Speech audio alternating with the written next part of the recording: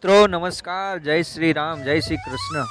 મિત્રો આજે આપને હું એવા મંદિરની વાત કરવા જઈ રહ્યો છું, કૃષ્ણ ભગવાનના રણછોડરાયજીના મંદિરના।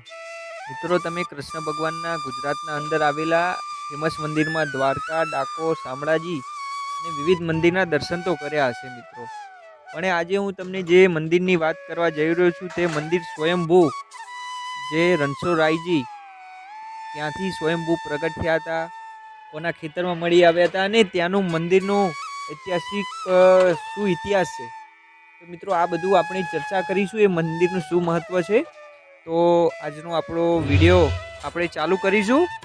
તો મિત્રો જય શ્રી કૃષ્ણ।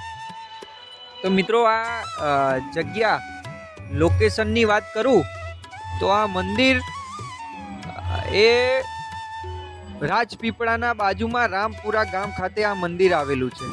મિત્રો આ મંદિર એટલું શાંત વાતાવરણ અને પીપળાના બાજુમાં, એટલે એમાં એવું કહેવાય છે કે વિષ્ણુ ભગવાનનો વાસ, જે આપણે બ્રહ્મા વિષ્ણુ ને મહેશ જે સ્વયંભૂ બિરાજતા હોય છે, એવા પીપળાના ઝાડના બાજુમાં જ આ મંદિર અને બાજુમાં મા નર્મદાનું ઉત્તર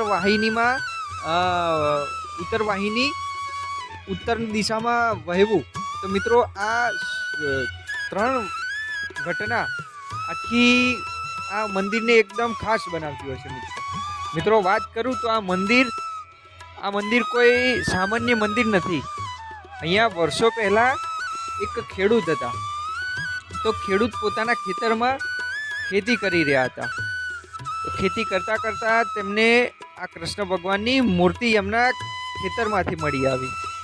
મૂર્તિ મળ્યા પછી ખેડૂતને એમ થયું કે સાક્ષાત કૃષ્ણ ભગવાન આવ્યા છે, તો આનું અહીંયા જ મંદિર બનાવવું જોઈએ, અને મંદિર અહીંયા જ બનાવ્યું। અને તેના માટે ગામના લોકો અને એક બે જગ્યાએથી માહિતી લીધી, તો કોઈ રાજા એ આ મંદિરનું નિર્માણ કરાવ્યું હતું, અને ત્યારથી આ મંદિર રણછોડરાયજીનું મંદિર જે રામપુરા ગામ છે, જે તિલકવાડાના બાજુમાં રાજપીપળાથી 20 કિલોમીટર 15 કિલોમીટરના અંતરે આવેલું છે।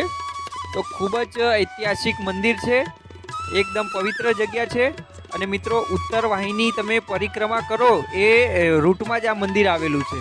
તો ઉત્તર વાહિની પરિક્રમા ખૂબ જ ચૈત્ર મહિનામાં લોકો કરતા હોય છે, તો એનું પણ એક વિશેષ મહત્વ છે મિત્રો। તો આ પ્રકારના વિડીયો જોવા માટે અમારી ચેનલને